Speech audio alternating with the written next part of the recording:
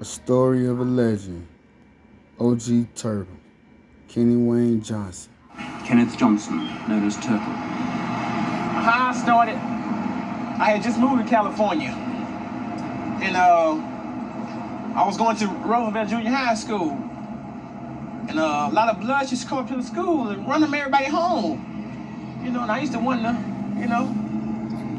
what's happening? Back in the 80s, that's when blacks really started really having a car looking show material, like, you know what I'm saying? Was really riding. The Mexicans had clean cars. And he was one of the guys that had cars cleaner than Mexicans. He had a show material car on the street. So he was up there with them, and that gave people incentive to make their cars better, and gave other blacks in other clubs, especially in LA, the incentive to ride, you know what I'm saying, to have nice cars. They see a black person can do their car like a Mexican's car, that means any other person can do their car like that.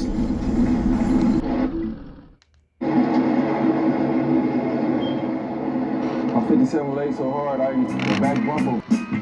At that time, when I was coming up, it was how low can you go? Now it's how high can you go?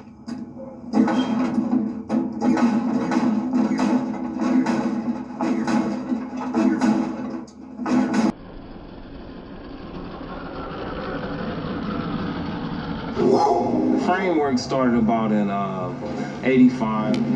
And the reason why is because a lot of the guys, when they started advancing their hydraulics with more power, the frame started tweaking and going in.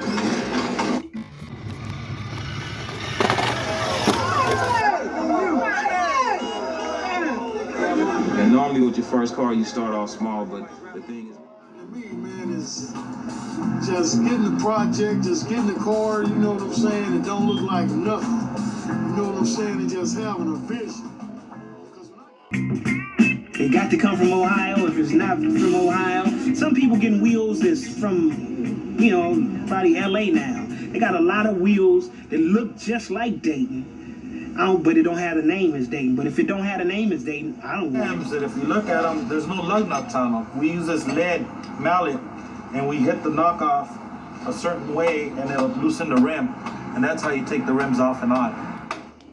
My homeboy Turtle turned me on the lowride. Back then he had, I think it was a 69 Le Mans, juiced it in the front on 20s and Cragers. You know what I'm saying? And shit, I love it, My buddies used to, ask me what I'm doing coming from that way. You a power route? I said, no, man. And I get stopped on the other side of the street. They ask me if I'm a Crip. And I say, no, I don't know what you're talking about. Either do or die, stay in the house. Fight or stay in the house. So I wouldn't go stay in the house with nobody. Yeah, I'm in here, baby. Coming like it's hot, baby. Yeah. We knew. So after a while, we got to going along, getting used to it. How does a guy get respect within the gang? Well, it's like this. If I lose that fight, I mean, she gonna whoop my ass. So I had to win. That way, I wouldn't get two ass whooping. Everything's in a hurry nowadays. A lot of people, they want their cars done, like, right now, today, yesterday. So that way, you can't really let a lot of the cars cure. For a real good paint job, somebody that really loves their car, it's best to, let the car cure for, if it was my car, I would let it cure for a year, but I wouldn't recommend 60 days is good. That way, if its cure is real good, everything from the bottom comes up, you got a nice hard paint. Sand it. First car, you start off small, but the thing is now everybody want all the power. With more power, the frame start tweaking and going in. What we call frame reinforcement right here is where we put the metal in the center part. This is normally what goes out in the frame, and the frame goes in like this. All this stuff right here collapses and cracks up. So what we do, we put metal inside of it and around it. And the reason why we do the whole frame is because when you strengthen it up in one area, it makes the rest of it weak around the outside of it. If you want to save your car, this is really what you need to do to it. I heard a car pull up outside, bump and zap, be alright. Turtle got him another 6-fold Chevy, lifted front and back. T had a clean violet color 63 Chevy with rose paint on the top. Turtle and Lethal got out of the tray and walked up the driveway. We all went into the garage. What's been going on since I've been gone? Turtle replied, ain't nothing changed. Still low riding, getting money, gang banging, and fucking bitches. After we was done talking, Turtle and Twin went to the car and passed me 10 new batteries for my 65. We agreed to hook up later to go low riding. Turtle and Lethal got into the tray. Turtle let the back all the way up and tapped the front down and drove off hopping and bumping James Brown. The fellow that you just mentioned is a very active gang member. He lives and eats gang banging. He's been arrested over 20 times since he's been an adult, and I think that's only been the last 2 or 3 years, and has an equal record prior when he's a juvenile. Nobody's saying I got boys because I don't like that. When I didn't have no big brothers, and, you know, like I used to have to fight in school, and I used to have to run home because they go with their big brother on me.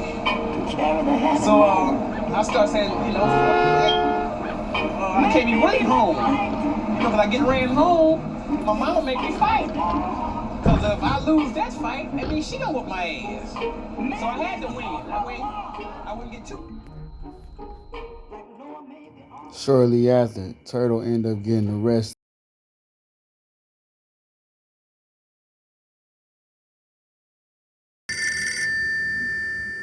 I have a collect car from Turtle. You know, but somebody have to do the thinking, you know. And I'm the only one around, don't get high, don't smoke dope or nothing, so I figure I can do the thinking. I'll be touching down in 14 months, Turtle replied. The shooting started about, what, 76, I'm ever. 76. You know, they stopped fighting, they start shooting. Before Turtle got out, I heard that Turtle had stabbed a nigga from running his mouth talking about how he was gonna take some dope from Turtle. Turtle had finally got out of prison. His mom was living in Long Beach, so I got the phone.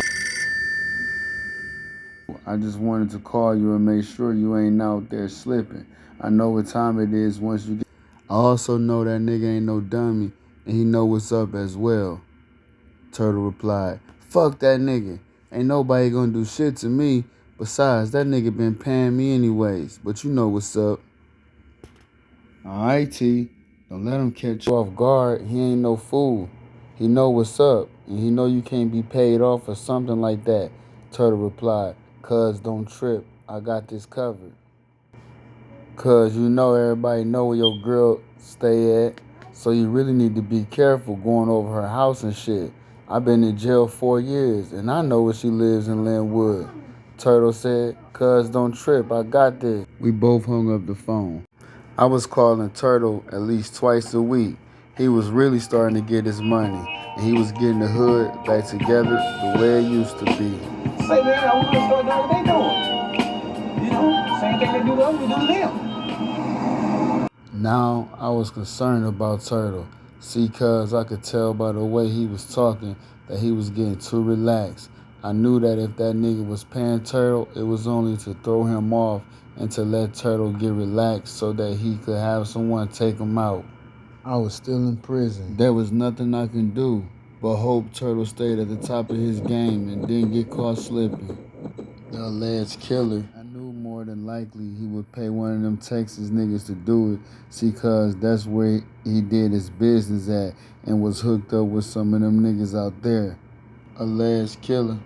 When he went to the homie pad looking for the other homie, the homie said there was niggas that he never seen before. I'm guessing they was Texas niggas. It was February 28th, 1989. I decided to call home. What's up, moms? How y'all doing? We're fine, she said, but Turtle got killed last night. What? To me, this conversation didn't seem real. I thought I was dreaming. Turtle couldn't be dead. I got on the phone and asked, cuz, what happened to T? When he was leaving his girlfriend's house and he was walking. They came out the house and were walking towards Turtle's truck. Somebody started blasting on them with AK-47s. They both ran. Turtle got shot in the leg and fell. And whoever it was shooting walked up on him and shot him a few more times. center mass, as if they was trained. I asked. He got away. Why didn't they blast back? I know they were strapped. They had left the guns in the car. Cause I know T wasn't slipping like that. Cause that's how it went down. The homie said when they got there, Turtle was still breathing. The police let Cuz die. Damn. A lot of good ones gotta go. You know, it was something new to me. OG Turtle was 30 years of age, and in his lifetime, he became a father, a leader, and a millionaire. Thinking about all the good times. Every day right before school was out, we would roll up to the high school to show off our cars. I can remember Turtle saying, yeah, let's roll. And then Lemon was we would start hitting switches, and everybody else would follow suit. And our inspiring duty to believe that one day God shall bring about the resurrection of this body from the grave. Amen. 'Cause when you hold me down, it hurts ya. My only true home man was the victim of a homicide. But I grew up being told killing people was really bad, yeah. But you really don't care about that when you're mad and sad. Well, God bless my soul. I'm having to sometime. But I had to do something to kill the pain inside. 'Cause when you hold me down, it hurts ya.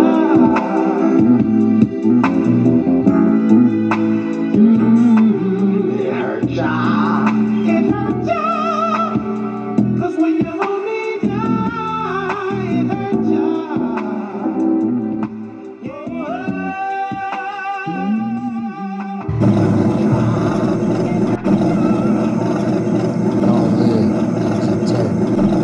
But I grew up being told killing people was really bad, yeah. But you really don't care about that when you're mad and sad. Well, God bless my soul. I'm having to sometime.